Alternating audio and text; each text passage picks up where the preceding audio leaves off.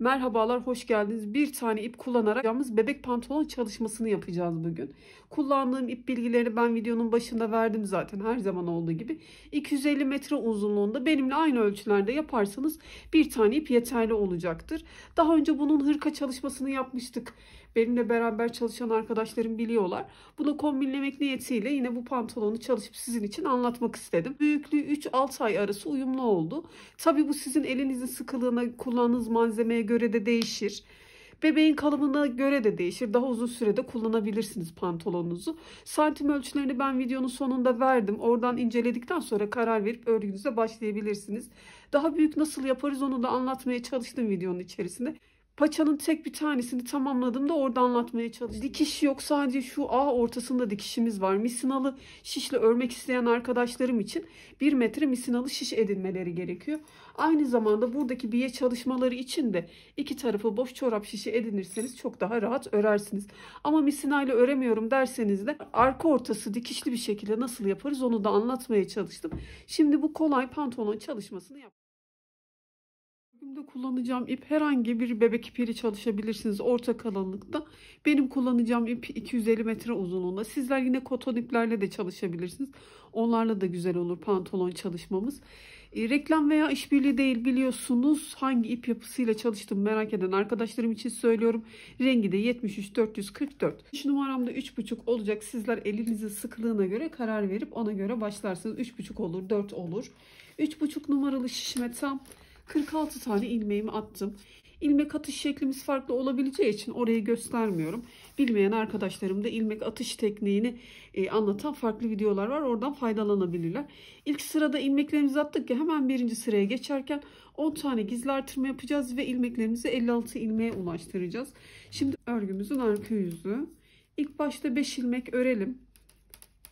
Ters olarak ön yüzden düz, arka yüzden ters olarak öreceğiz. Arada da ajur çalışmalarımız olacak. 2, 4, 5 ilmek ters ördüm. Burada bir gizli artırma yapıyorum. Şöyle çapraz bir görüntü verip şişime taktım. Bu benim birinci gizli artırma. Bu aşamadan sonra 4 ör, bir gizli artırma yap şeklinde ilerleyeceğiz. Yine şişimin sonunda 5 ilmeğim kalacak. Bu arada 10 tane artırma yapmış olacağız. 3, 4 tane ters ördüm. Bir gizli artırma.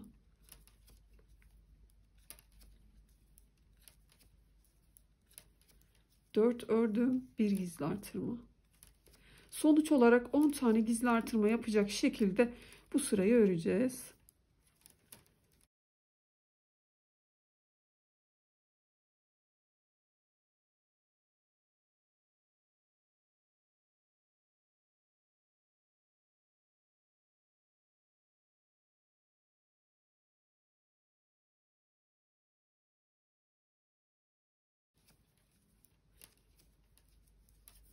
Onuncu gizli artırmamı yaptım ve şişimde 5 tane ilmeğim kaldı. Bunları da ters olarak yine örüyorum. Ve toplamda 56 ilmeğe ulaştık. Örgümün ön yüzünü çeviriyorum. Buradan bütün ilmeklerimi düz olarak örüyorum. İlk ilmeği ister örerek alın, ister örmeden alın. Dikişiniz nasıl güzel düşecekse ona göre karar verip ilk ilmeklerinizi alın. Gizli artırmaları da yine aynı şekilde düz olarak örüyorum. Bu aşamada ön yüzden düz, arka yüzden ters olarak tam 5 sıra örelim, gelelim.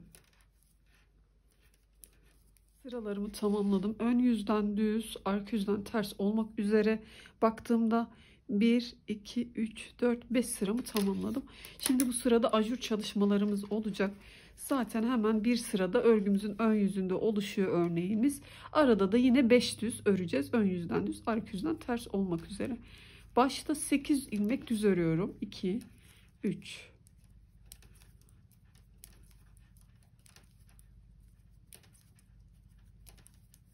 2, 4, 6, 8 ilmek düzümü ördüm. Şişime şu şekilde doladım. Ve yanındaki 2 ilmeği bir alıp düz olarak kesiyorum. Örneğimiz bu şekilde. Bu kestiğim ilmeği de sayarak 5 düz örüyorum. Bunu da sayıyorum. 1, 2, 3, 4, 5. Tekrar şişime doluyorum. Yanındaki 2 ilmeği bir alıp kesiyorum. Bu kestiğim ilmeği de sayıyorum. 1, 5 düzüm ördüm, doladım, 2 ilmeği bir alıp kestim. Örneklerimin arasında kestiğim ilmeği de saydığımda 5 tane düzüm olacak. Bu şekilde çalışacağız. Yine bu ilmeği de sayarak 1,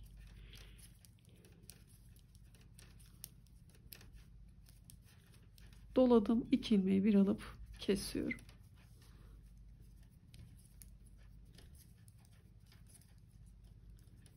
Beş düz ördüm, bir dola, 2 ilmeği bir alıp kesiyorum. Hemen sayıyorum bununla beraber: 1, 2, 3, doladım, 2 ilmeği bir alıp kesiyorum.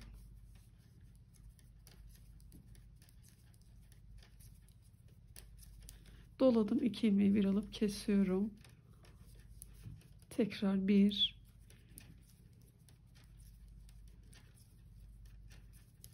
doladım, 2 ilmeği bir alıp kesiyorum. Ve şişimde de 4 tane ilmeğim var. Bu kestiğim ilmekle beraber örgümün sonunda 5 düzüm var. Şimdi hiçbir işlem yok. Arka yüzden bütün ilmekleri ters olarak öreceğim. Ön yüzde de düz olarak yine öreceğim. 5 sıra çalışacağız. Bakalım 1, 2, 3, 4, 5, 6, 7, 8 tane ajur çalışmış olduk. Örgümü çeviriyorum. Burada bütün ilmekleri ters olarak örüyorum. Yaptığım dolamayı da şu şekilde açık delik bir görüntü olacak şekilde örüyorum.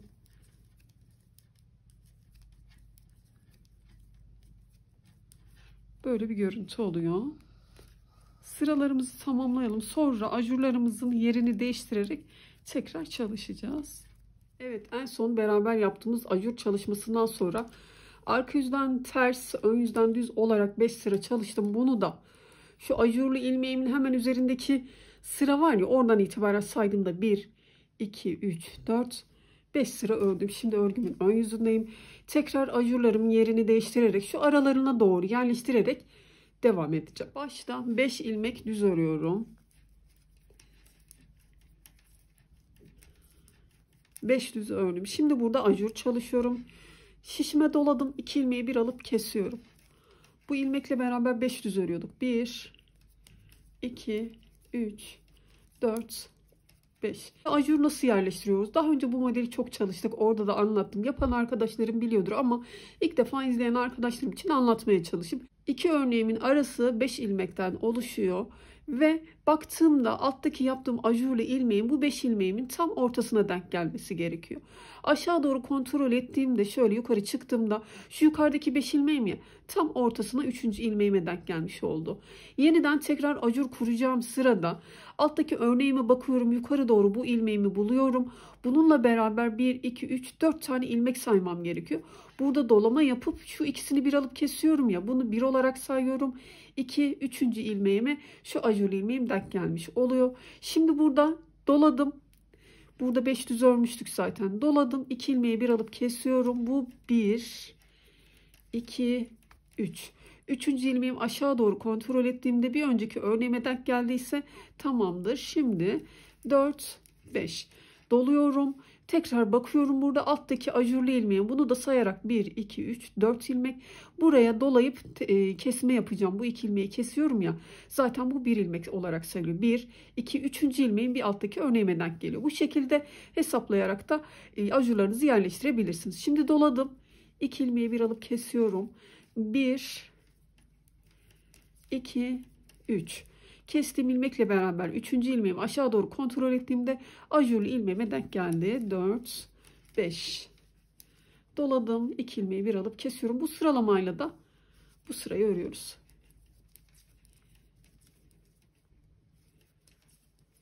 Beş düz ördüm. Doladım. 2 ilmeği bir alıp kesiyorum.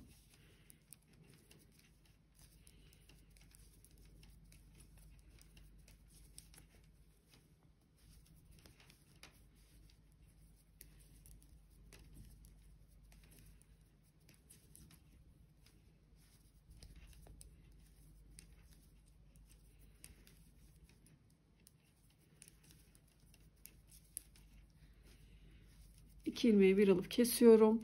En son şişimde 2, 4, 6, 7 tane ilmeğim kaldı. Kestiğim ilmekle beraber 8 tane düz örmüş oluyorum. Bu kalan 7 ilmeğimi örüp yine bu sırada ajur çalışmasını yapmış olduk. Ön yüzden düz, arka yüzden ters olarak hiçbir işlem yok. Bu 56 ilmeği örelim. 5 sıra yapıyorduk yine. Sonra tekrar ajurlarımızın yerini değiştirerek devam ediyoruz. Arka yüzden geçiyorum. Bütün ilmeklerim ters. Doladığım ilmeği de şu şekilde örüyorum. Delikli bir görüntü oluyor. Buna dikkat edelim. 5 sıramızı örelim. Tekrar gelelim. İkinci sıra ajur çalışmasından sonra tekrar sıralarımı tamamladım. Ön yüzden düz, arka yüzden ters. Yine arkadan baktığımda hemen şu ajurlu ilmeğimin üstünden itibaren saydığımda 1, 2, 3, 4, 5 sıram oluştu. Tekrar örgümün başında, tekrar örgümün ön yüzünde başta 2, 4, 6, 8 ilmek düz ördüm. Nasıl ilk ajur sıramı kurarken 8 düz örmüştüm ya, aynı şekilde denk geliyor. Zaten nasıl hesapladığımızı da anlatmaya çalıştım. Alttaki ajur sıramı, şu ilmeğimi takip ediyorum. Bununla beraber 4 ilmek sayıyordum. Çünkü bu ilmeğimde ikisini bir alıp kesiyorum ya, bunu bir olarak sayıyorum sonra. 1, 2, 3. ilmeğim alttaki örneğime denk gelmiş oluyor. Sonuç olarak bu ajurlu ilmeğimle beraber 1, 2, 3, 4 ilmeğimi gördüğümde burada bir dola 2 ilmeği bir alıp kesiyorum. 1, 2, 3. ilmeğim alttaki örneğime denk geldi. 4, 5. Ajurumuzu yerleştirmiş olduk. Doladım. 2 ilmeği bir alıp kesiyorum. 1, 2, 3, 4, 5. Doladım. 2 ilmeği bir alıp kesiyorum. Bu sıralamayla yine örüyorum modelimi.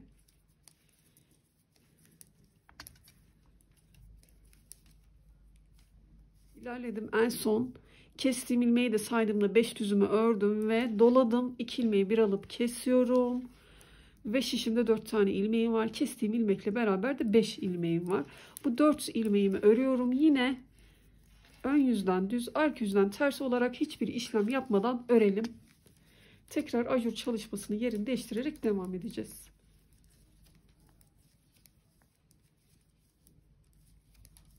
Sıralarımı tamamladım. 1, 2, 3, 4. ajur çalışmasıyla devam edeceğiz. En son yaptım örneğimi ve 5 sıramı tamamladım. Tekrar yerini değiştirerek devam edeceğiz. Sıralamalar zaten birbirini takip ediyor. Başta 8 düz örmüştük. Sonra dola kes yapmıştık. Sonra 5 düz örmüştük. Örneği kurmuştuk. Yine yerini değiştirdiğimiz 8 düz örüyoruz. Burada da 5 düz ördüm başta. İlmeğimizin sayısı değişmediği için 56 ilmekle devam ediyoruz ya. Başlangıç sayımız değişmiyor aslında. Ama hesaplamasını da zaten anladık. Şimdi bu ajur çalışmamı gördüğümde bununla beraber 4 ilmeğimi sayıyordum. Burada dolamamı yapıyorum ve 2 ilmeği bir alıp kesiyordum. 4. ajur çalışmasını yaparak sonuçta başta 5 düz ördüm. Doladım. 2 ilmeği bir alıp kestim. Ve 5 düz örüyorum. Kestiğim ilmeği de sayarak. Doladım. 2 ilmeği bir alıp kesiyorum.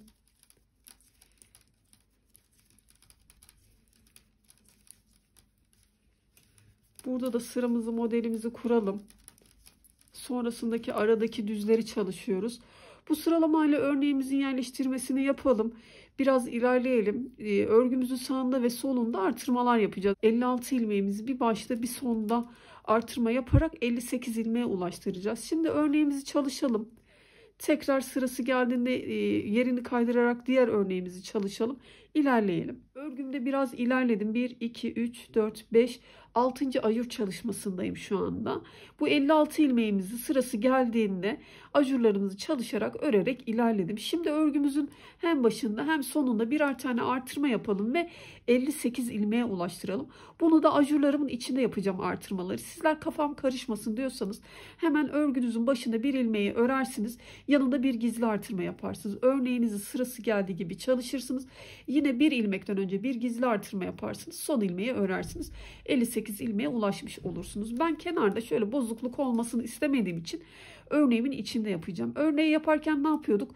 Bir dola bir kes yapıyorduk ya. Bir dola kesme yapmayacağım. Haliyle ilmeğim artmış olacak. Şimdi başta 5 düz örüyorduk ya.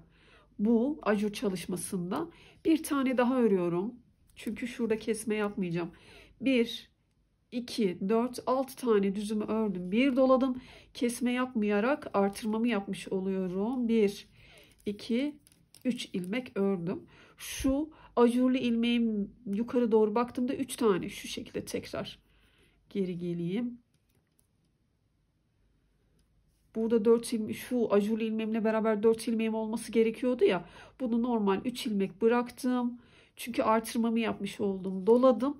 Şimdi 1, 2, 3. ilmeğim alttaki örneğime denk geldi. 4, 5. Bir doladım, 2 ilmeği bir alıp kestim. Burada normal ilmeklerimi örüyorum. Başta bu şekilde ben artırmamı yaptım. Dediğim gibi sizler anlamadıysanız burada bir gizli artırma, bir de örgünün sonunda gizli artırma yaparsınız. Şimdi sırası geldiği gibi örneklerimizi kuralım. Yine burada da ben bir tane kesme yapmayacağım. Artırmamı o şekilde yapacağım. En son kestiğim ilmekle beraber 5 düzümü ördüm. Doladım. Burada yine artırma yapmak istediğim için 2 ilmeği kesmiyorum. Örüyorum. 2 ilmeği bir alıp kesmiyorum. Örüyorum. Kaç tane ördüm? 2, 4, 5, 6, 7, 8, 9 ilmek düz ördüm. Bu haliyle şişimde şu anda 58 tane ilmeğim oldu. Yine hem de ajur çalışmamızı yerleştirmiş olduk. 1, 2, 3, 4, 5, 6, 7, 8 tane ajurumuz var. Arka yüzden ters, ön yüzden düz olarak örelim. Sırası geldiğinde yeniden ajur çalışmamızı yapalım. Bir sonraki ajurda tekrar artırma yapalım. 60 ilmekle tek paçamızı bitireceğiz. Sizinle beraber 6. ajur çalışmamızı yapıp aynı zamanda artırmaları yaptığım sıradan sonra tekrar bir örnek daha çalıştım ben. Yani 1, 2, 3, 4, 5, 6'yı beraber yapmıştık. Hem artırma yapmıştık. Sonra 7. sırayı örneğimizi çalıştım. İlk örneği çalışırken tabi burada artırma yaptığımız için 9 tane düz örüyoruz. Sonra dola, sonra kes şeklinde. Bu sırada bu ajuru yaparken hiç artırma yapmadım. Olduğu gibi ördüm. Yukarıdaki ajurumda.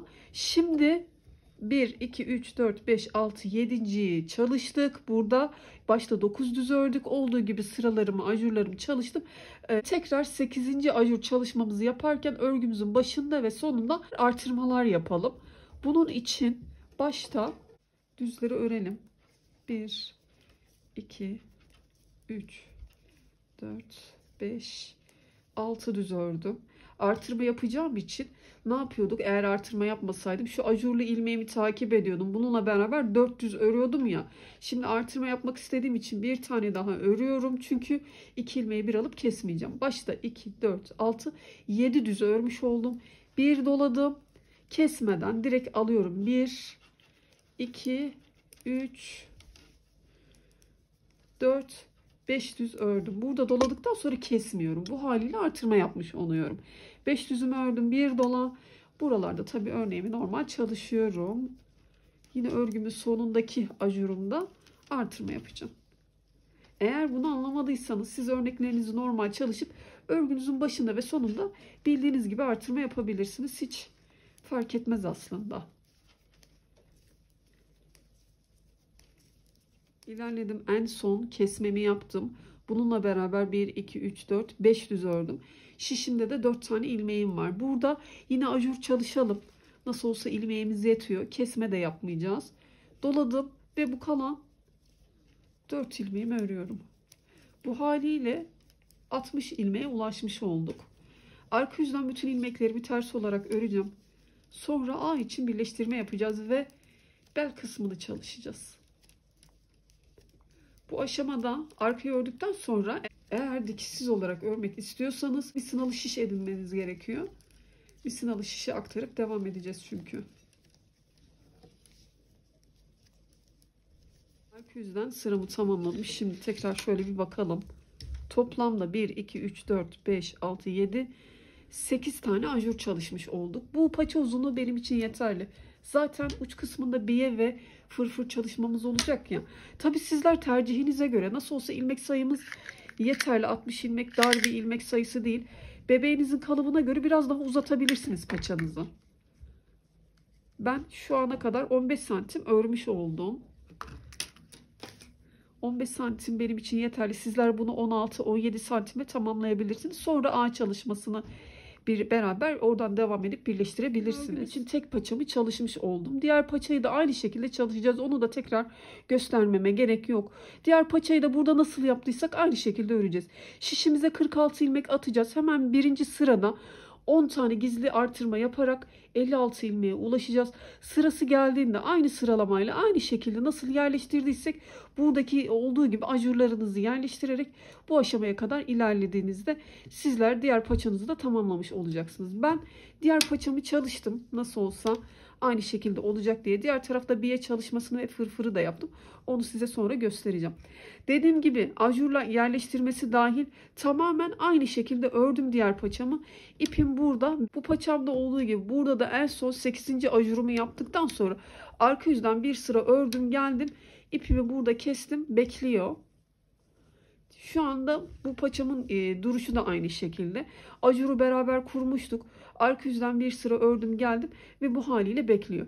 Eğer ki misinalı şişle örüp yuvarlak örgü tekniğiyle yapmak isteyen, dikişsiz olarak yapmak isteyen arkadaşlarım şimdi misinalı şişe aktararak bu iki paçayı misinalı şişle devam edecekler. Eğer ki ben arka ortasını dikişli yapmak istiyorum derseniz de normal şişinizle devam edebilirsiniz. İlmeklerimiz zaten toplamda 120 ilmek olacak. Normal şişle de örüp ilerleyebilirsiniz. Ön yüzden, arka yüzden olduğu gibi.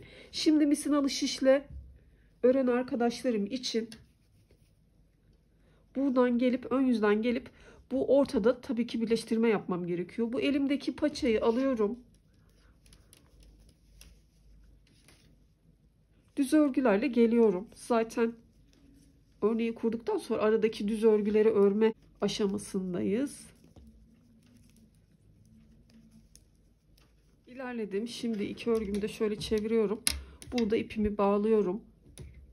Diğer paçayı çalıştığımızda dediğim gibi bu videoda nasıl sıralamayla yaptıysak diğer paçamızı da aynı şekilde yapacağız. Buna dikkat edelim. Çünkü örnek sıralamamız bu şekilde denk gelecek. İpimi burada bağlıyorum. Şimdi tek şişe aktarmış olacağım. Düz örgülerle devam ediyorum.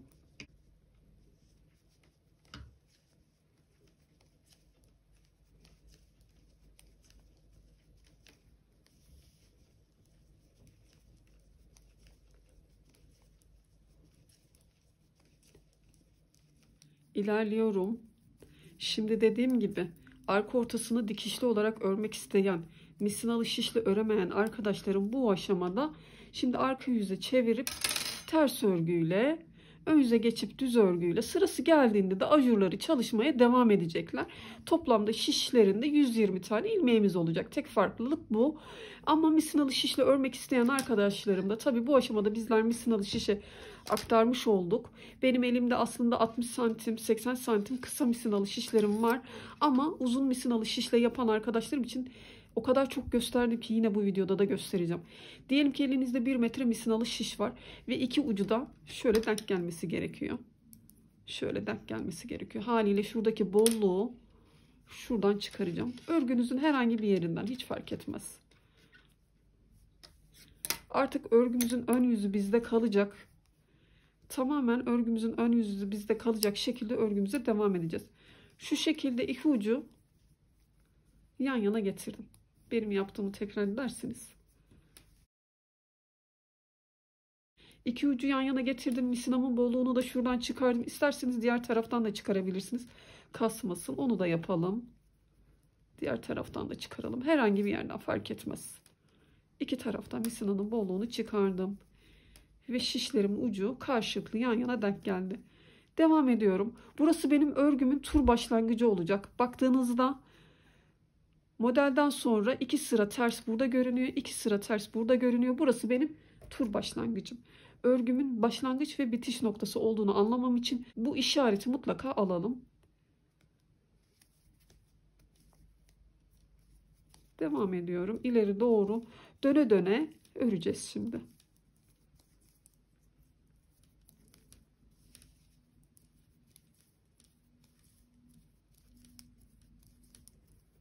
Düz örgülerle devam ediyorum. Gördüğünüz gibi misinanın bol tarafları örgümün iki tarafından da çıkardım. Hiç örmekte zorlanmıyorum. İsterseniz elinizde kısa misinalı şiş varsa zaten daha rahat örersiniz.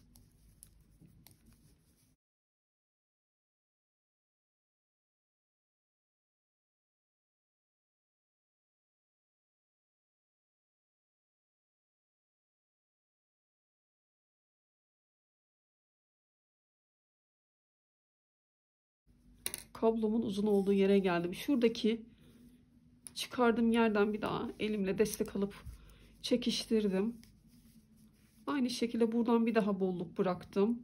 Şu ipi sıkı tutarak, tabii çok da sıkmayarak örmeye devam ediyorum.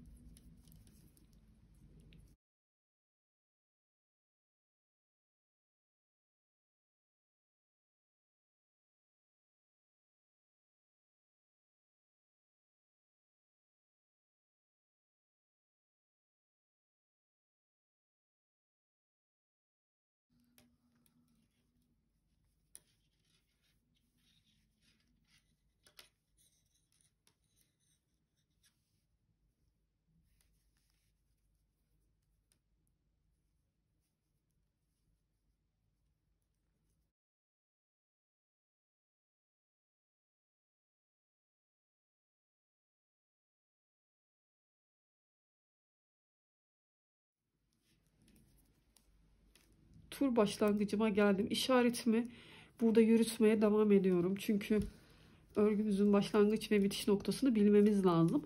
Şimdi bir detay yok zaten. Örgümüzün çevresini dönerek örüyorum. Yeni örnek çalışmamız için biliyorsunuz şu örneğimden yukarı doğru 5 sıra örmem gerekiyordu. Sürekli örgümüzün ön yüzünde olduğumuz için bu 5 sırayı düz örgülerle tamamlıyoruz. Arka yüze geçmiyoruz tabi. Ters örgü artık bitti. Örgümüzün ön yüzünde düz örgülerle bu 5 sırayı tamamlayalım. Tur başlangıcına geldiğimizde tekrar örneğimizin yerini değiştirerek örmeye devam edeceğiz.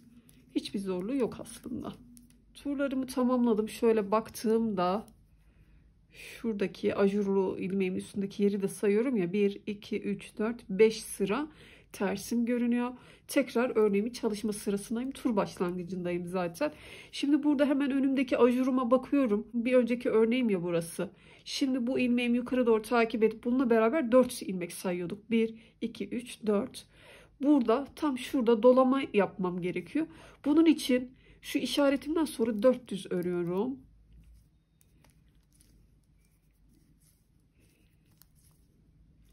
Dört düzümü ördüm. Tekrar bakıyorum, kontrol ediyorum. Burada doladım. 2 ilmeği bir alıp kesiyorum. Kestiğim ilmekle beraber 1, 2, 3. ilmeğim aşağıdaki örneğime denk geliyorsa doğru. 4, 5. Doladım. Yanındaki 2 ilmeği bir alıp kesiyorum. Sayıyorum. 1, 2, 3. Tekrar kontrol ediyorum. 3. ilmeğim aşağıdaki örneğime denk geldi. Tamam. Bu sıralamayla devam ediyorum. Zaten toplamda şişimizde 120 tane ilmeğimiz olduğunu söylemiştim. Ajurlarımızı arasına zaten denk geliyor. Benimle aynı şekilde ördüyseniz sıkıntı yaşamadan örneğinizi yerleştirerek devam edersiniz. Zaten ara ara da şöyle bir sağlamasını yaparsınız. Kontrol edersiniz. Bu şekilde tur başlangıcına kadar ortaları örneğimizi kestiğimiz ilmekle beraber 5 düz örüyoruz. Dola kes yapıyoruz. Tur başlangıcına kadar örneğimizi çalışarak gelelim. Burada tabii şöyle bu misinalı şişimin çıkış yerini düzeltiyorum. Örnekten geldiyse hiç önemli değil. Hemen herhangi başka bir yerden çıkarıyorum bunun bolluğunu.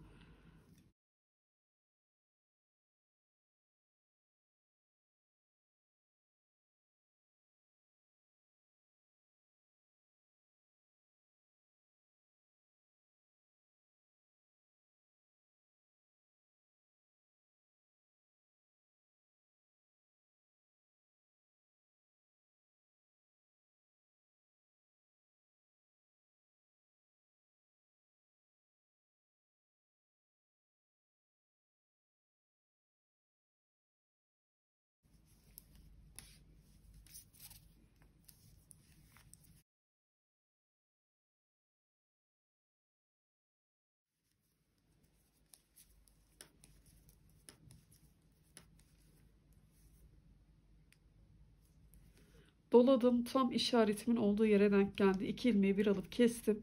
Bu kestiğim ilmekle beraber saydığımda 1, şöyle işaretimi çıkarıp sayayım. 2, 3, 4, 5 hiç önemli değil. İşaretimi tekrar ayrı yerinde koruyorum. Devam ediyorum. Nasıl olsa bu sırada örneğimizi çalıştık. Şimdi 5 sıra dönü dönü düz olarak öreceğiz. Sonra tekrar örneğimizin yerini değiştirerek devam edeceğiz. Tur başlangıcım benim burası. Örgümün bitiş ve başlangıç noktası. Bu noktaya kadar 5 kere döne döne örelim. Tekrar örneğimizin yerini değiştirirken beraber devam edelim. Sıralarımı tamamladım. En son ajur çalışmasından sonra düz örgülerle ilerledim. 5 sıraya tamamladım. Şöyle kontrol ettiğimde 2, 4, 5. Tekrar tur başlangıcındayım. İşaretimi geçiriyorum ve burada hesaplayarak devam ediyorum. Hemen önümdeki ajuruma bakıyorum. Şu şekilde bu ajurlu ilmeğim. Bununla beraber 4 ilmeğimi buluyorum. Şurası 4 ilmeğim. Bir tane örmem gerekiyor. İşaretten sonra bir tane ördüm. Bir doladım. 2 ilmeği bir alıp kesiyorum. 1, 5 düz ördüm. Doladım. Kesiyorum. Bunu da sayıyorum. 1, 2, 3. ilmeğim aşağıdaki örneğime denk geldi. Bu şekilde yine tekrar ajurlarımızı çalışalım. Yine 5 sıra düz öreceğiz. Böyle böyle bu beldeki çalışmayı tamamlayacağız. Tekrar yeni ajur kurulumunda ajur modellerimi yerleştirerek devam ediyorum. En son yaptığım yeri de göstereyim. Doladım. 2 ilmeği bir alıp kesiyorum. Bununla beraber 1, 2, 3, 4. Şuraya da baktığımda 5 tane ilmeğim var. Şimdi bu işaretime kadar olan düzümü ördüm. İşaretimi geçirdim. Düz örgülerle devam ediyoruz şimdi.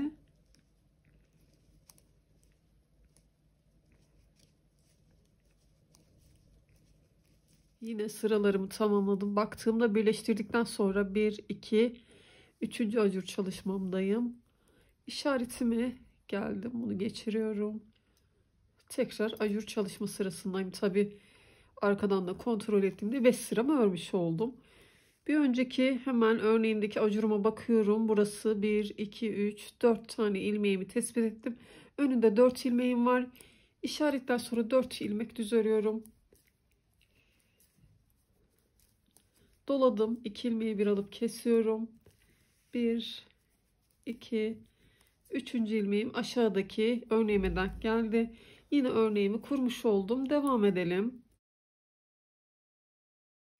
İlerledim. En son dolamamı yaptım. Kestim. 1, 2, 3, 4, 5. Doladım. 2 ilmeği bir alıp kesiyorum. İşaretimin olduğu yerdeyim. İşaretimi geçirdim. Düz örgülerle devam ediyorum şimdi. Artık bundan sonra bizler sırası geldiğinde ajur çalışmalarımızı yaparak devam edelim. Tekrar göstermeme gerek yok. Anlaşılır olduğunu düşünüyorum. Kolay ve yapması zevkli bir çalışma zaten. Bizler şimdi ilerleyelim. Yeterli derinliğe gelene kadar. Pantolonda bel kısmı için yeterli derinliğe geldim. Örnek olarak baktığımda 1, 2, 3, 4, 5, 6, 7, 8 tane örnek çalıştım. Santim olarak ölçelim. Buradan A kısmına kadar da 13 santim ördüm. Ben küçük bir pantolon çalışıyorum. 3 ay, maksimum 6 ay gibi. Sizler bu ölçülerde yine biraz daha büyük şekilde çalışabilirsiniz. Bunu nasıl yaparız? A birleştirmesini yaparken dediğim gibi zaten şu paçanın genişliği bizim için yeterli. Aynı sayılarda biraz daha ilerleyip şöyle genişliğine de bakayım sizin için. Biraz daha uzun bir paça çalıştığınızda 12 santim genişliğimiz görünüyor. Paçayı biraz daha uzun çalıştıktan sonra ağ birleştirmesini yapıp sonra da ağ derinliğini daha uzun yaptığınızda 16 santim gibi yaklaşık 1 yaşa kadar uygun pantolon yapabilirsiniz. Aynı bu sayılarda ve ölçülerde. Sadece paça boyunu uzun tutarsanız ve şu bel kısmını biraz daha derin uzun tutarsanız sonra belindeki lastik kısmına geçersiniz. Pantolonunuz büyük olacaktır. Bu aşamada artık buradaki örnek çalışmasını tamamladım. Belindeki lastik kısmına geçeceğim. Bunun için tur başlangıcına geldim. Lastik kısmında da bütün örgülerimi düz olarak örmek istiyorum. Zaten bağcık çalışmamız olacak. Onunla toparlamasını yapacağız. Ancak bu sırada ben bütün ilmeklerimi düz olarak öreceğim. 15 ör, 1 ilmek kes şeklinde birkaç ilmek eksilteceğim. Biraz daha derli toplu olsun. Şimdi işaretimden sonra 15 ilmek düz olarak örüyorum.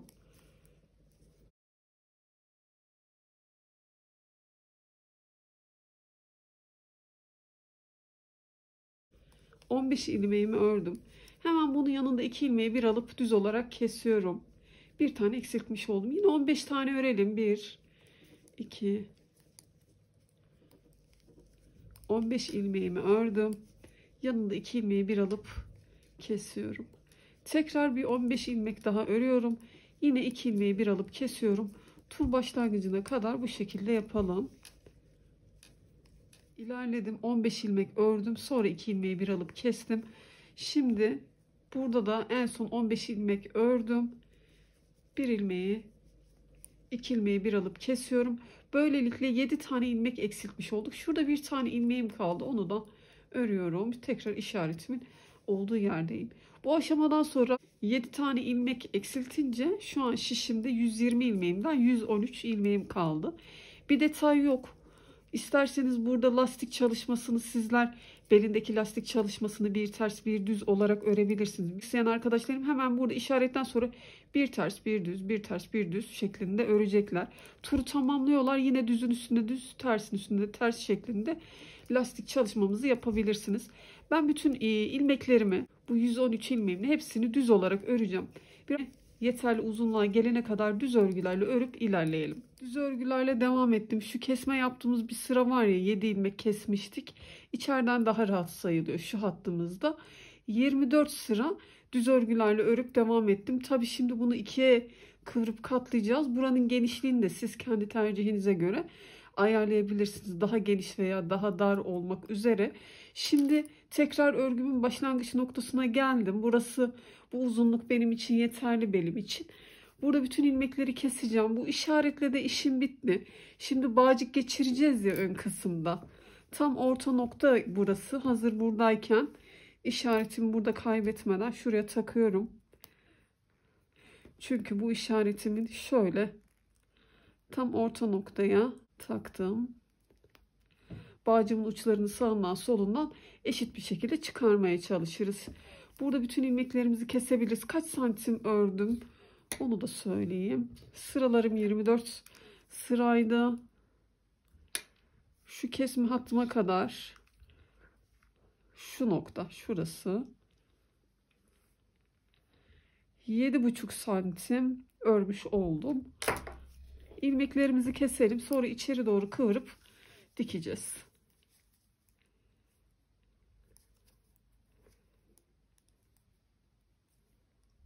Ben ilmek kesiş şeklimden dolayı örgümü böyle çevirdim. Sizler bildiğiniz kesme yöntemiyle kesebilirsiniz. Çok sıkmadan keselim. İçeri doğru kıvırıp dikeceğiz ya.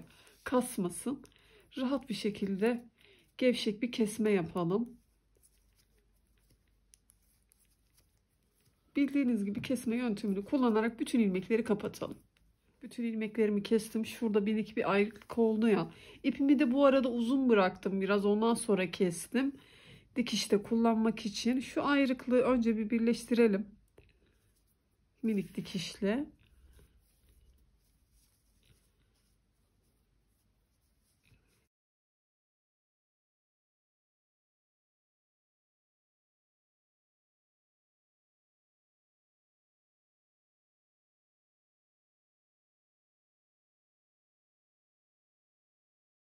Burayı bir iki dikişle birleştirmiş oldum. Şimdi içeri doğru katlıyorum.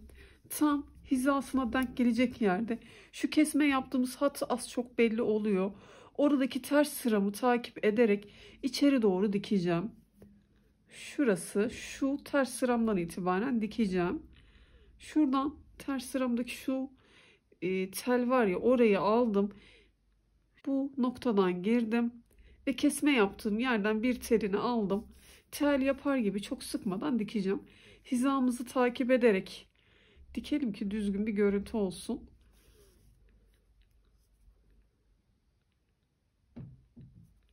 Karşılıklı her sıradan sıra sıra batarak dikerek devam edeceğim.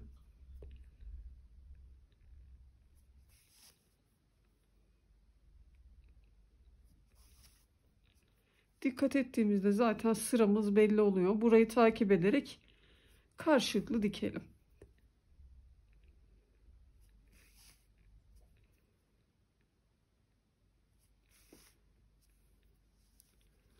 Ön taraftan belli bile olmuyor. Devam edelim.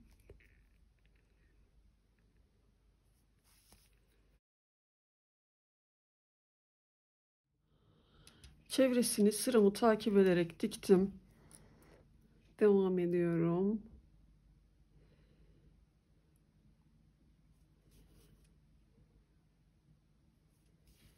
Eğer bel kısmında tabii ki buraya bağcık geçirmemiz lazım. Çünkü şu şekilde bebeğin belinden düşer. Sıkı bir şekilde durmuyor. Tercihinize göre bağcık yapmayıp içine lastik geçirmek istiyorsanız burayı tamamen dikişini tamamlamadan içeriden lastik geçirirsiniz. Ondan sonra bebe lastikleri oluyor ya, ondan geçirdikten sonra buranın dikişini tamamlarsınız. Şimdi zaten size bağcık çalışmasını anlatacağım.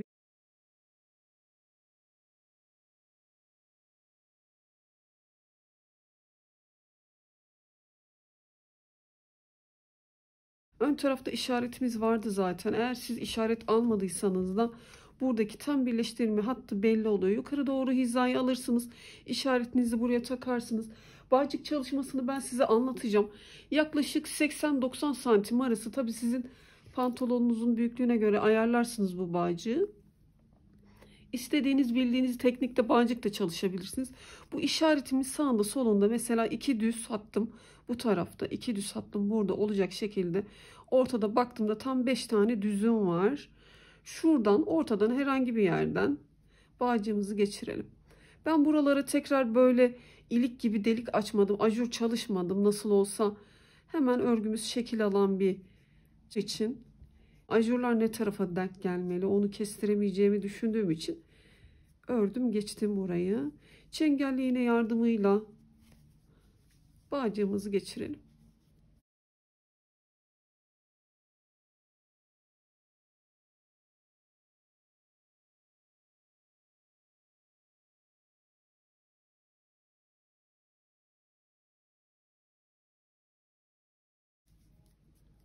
Şöyle göz kararı herhangi bir karşılıklı gelecek noktadan çıkardım. Buradaki işaretle de işimiz bitti. Bunu alabilirim. Tarafı boş çorap şişine ihtiyacım var. Elinizde olan 3 numara olur, 3,5 numara olur, 4 numara olur. Fark etmez. Şu an benim elimde 3,5 numaralı iki tarafı boş çorap şişim var. Bağcık çalışması için 3 ilmek atıyorum.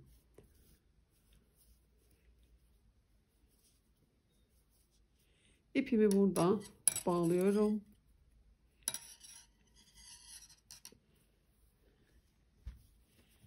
İlmeklerimi şişimin diğer ucuna doğru kaydırıyorum. Bu 3 ilmeğimi düz olarak örüyorum. İpim arka tarafta. 3 düz örüyorum. Örgümü hiç çevirmiyorum. Şu şekilde hiç çevirmiyorum. İlmeklerimi şişimin diğer ucuna kaydırıyorum. İpim yine sürekli arkada kalıyor. Bu 3 ilmeğimi düz olarak örüyorum. Bağcığım yeterli uzunluğa gelene kadar bu şekilde yapacağım. 3 düz ördüm. İlmeklerimi şişimin ucuna kaydırdım. 3 düz örmeye devam ediyorum.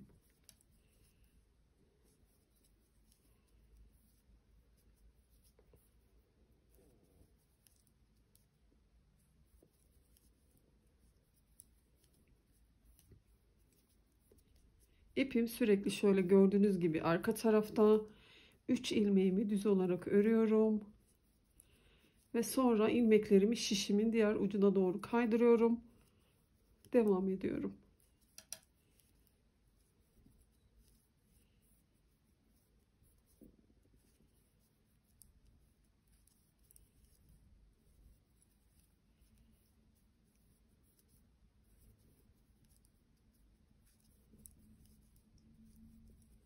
Bağcık çalışmamız ortaya çıkmış oldu. Bu teknikle örerek yeterli uzunluğa gelene kadar bağcığımızı yapalım. Şimdi paça çalışmasındaki biye ve fırfır çalışmasını yapacağız. Bunun için paçamı şöyle hazırladım. Bu biye çalışmasını, fırfır çalışmasını daha önce ben hırkasını anlatmıştım. Orada da göstermiştim ama burada da tekrar göstereceğim. İki tarafı boş çorap şişimiz var. 3 tane ilmeğimi atıyorum. 3 ilmeğimi attıktan sonra ipimi bağlıyorum. Ve hemen başlangıç kısmındaki 46 ilmekle başlamıştık ya, o sıramızda şöyle zaten sıra sıra ilmek ilmek belli oluyor. Tam şu teline, tek teline girerek 4. ilmek olarak elde edeceğim ve biye çalışmasını pantolonumun paça kısmına birleştirerek öreceğim. 3 ilmeğimi attım ya, bu ilk noktadan girdim. Şu an şişimde 4 tane ilmeğim oldu. Bu 4 ilmeğimi şöyle şişimin diğer ucuna doğru kaydırıyorum ve ipimi arkaya alıp düz örgülerle devam ediyorum.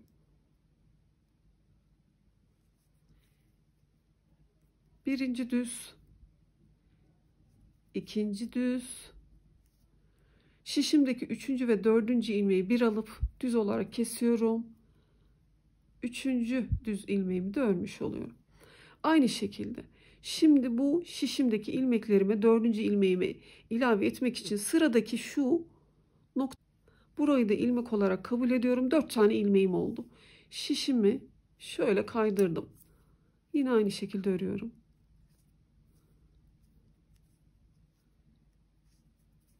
İki ilmeğimi ördüm. 3. ve 4. ilmeğimi bir alıp düz olarak örüyorum. Sıramı takip ediyorum. Şişim hemen buradan geçirip 4 ilmek elde ettikten sonra kaydırdım.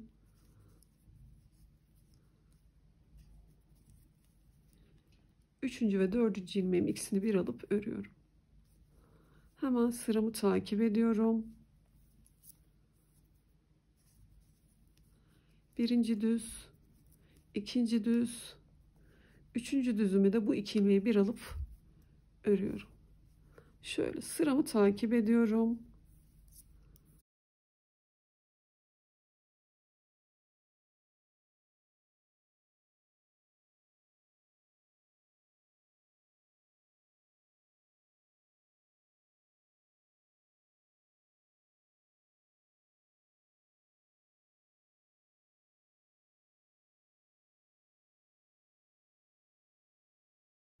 Her sıramı takip ederek bu biye çalışmasını yapalım.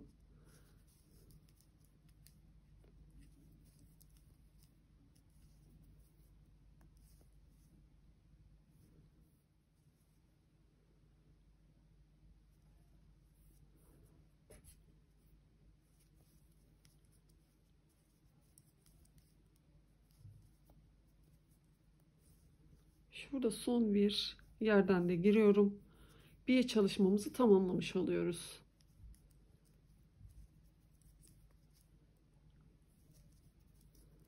Bu kalan 3 ilmeğimi de üçünü birden alıp kesiyorum. Örgümü çevirdim şöyle ters örgüyle. Üçünü bir topladım, kestim.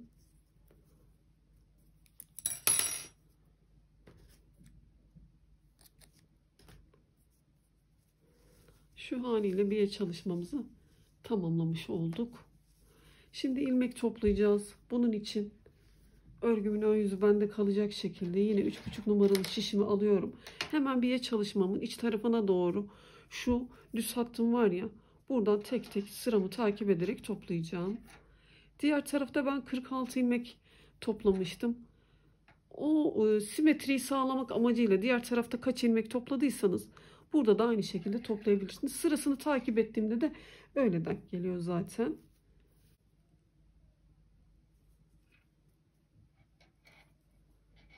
Hemen yanındaki yerden giriyorum.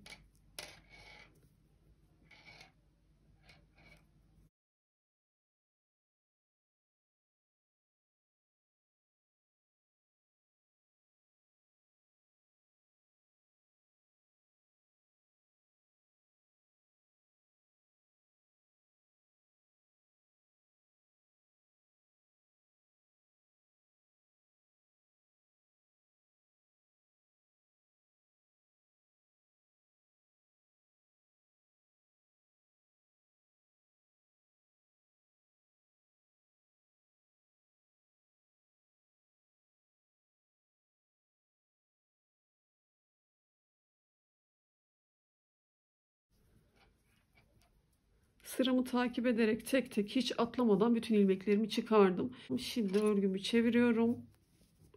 Bu sayı benim için 46 ilmek. Paçamızı zaten o sayıyla başlamıştık. Diğer tarafta da aynı sayıda toplamaya dikkat ettim. Sizler kendi pantolonunuza göre kaç ilmek toplamanız gerekiyorsa ona göre hareket edersiniz. İlk ilmeğimi örgümün arka yüzünden ters, ön yüzünden düz olarak öreceğiz fırfır çalışmamızı. Tabi hemen bu ilk sıraya geçerken artışlar yapacağız ki bu fırfır görüntüsünü sağlamak için.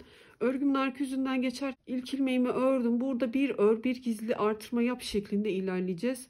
Şöyle çapraz bir görüntü verip şişime taktım, artırdım. Bir ördüm, bir artırdım. Bir ters örüyoruz. Bir gizli artırma yapıyoruz.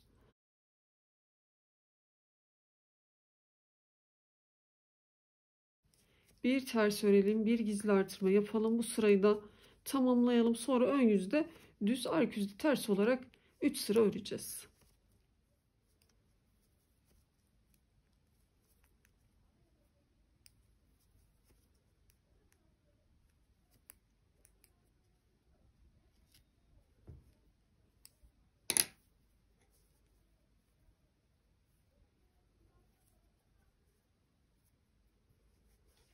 İlmeklerimi artırdım. Örgümün ön yüzündeyim. Burada bütün ilmeklerimi düz olarak öreceğim.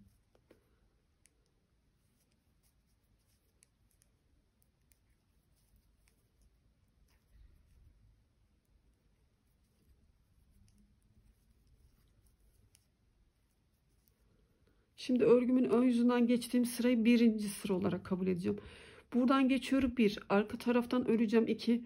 Ön yüzden öreceğim 3. Sonra ilmeklerimi keseceğim. Sizler de tercihinize göre 3-4 sıra 5 sıra yapıp fırfır çalışmanızı, sonra bütün ilmekleri kesip kapatalım ve fırfır detayını da tamamlamış olalım. Hiçbir detay yok. Bu topladığımız ilmekleri istediğimiz uzunlukta çalışalım ve bütün ilmekleri kesin. Fırfır çalışması için topladığım ilmeklerle 3 sıra ördüm. Sonra bütün ilmeklerimi kestim. Bu haliyle tamamlamış olduk. Şimdi tersini çevirip, ben diğer tarafı da çalışmıştım zaten. Sizler de orayı tamamlayıp tersini çevirip karşılıklı denk getirip ucundaki ipimi de biraz uzun bırakmıştım dikişte kullanmak için. Fırfır çalışmasını kestikten sonra şöyle en uç kısmından başlıyoruz. Buradaki fırfır detayı da dahil, biyeler de dahil karşılıklı denk getirip dilediğiniz gibi çok kalın olmayan bir dikişle buradan başlayıp ortasından gelip diğer paçanın ucuna doğru dikişinizi tamamlayabilirsiniz. Dikişimi de tamamlayınca pantolon çalışmamı bitirmiş oldum. Bir tane ip yeterli oldu. Şu kadarcık bir şey yaptı. Benimle aynı ölçülerde yaparsanız bir tane ip yeterli olacaktır. İpiniz de aynı olursa tabii. 250 metre uzunluğunda. Hemen ölçüleri vereyim. Genişliğine baktığımda 24 santim. Belinden ortasına kadar 16 santim. Şu ortasından bacak uzunluğuna bakalım, 17 santim. Hemen şöyle tek bacak genişliğine bakalım. Genişliğimiz de 11,5 santim. Tamamen tüm uzunluğuna baktığımızda da 32 santim, 33 santimde pantolonumuzun boy uzunluğu oldu. Ölçüleri tabii bebeğin kalıbına göre de değişir. 3-6 ay arası uyumlu oldu. Minyon tipler için de uzun sürede giyilebilir ölçüde oldu. Elimden geldiğince tüm detaylarıyla anlatmaya çalıştım. Daha önce yaptığımız hırka çalışmasına kombinlemek niyetiyle yaptığımız bu pantolon çalışmasını umarım sizler de yapıp denersiniz. Yaptığınız örgülerinizi, tecrübelerinizi benimle yorumlarda paylaşabilirsiniz. Daha farklı çalışmalarda buluşmak için kanalıma ücretsiz bir şekilde abone olursanız, abonelikler ücretsiz zaten biliyorsunuz. Yine beraber başka modeller öreriz. Buraya kadar videomu izlediğiniz için teşekkür ederim. Hoşça kalın.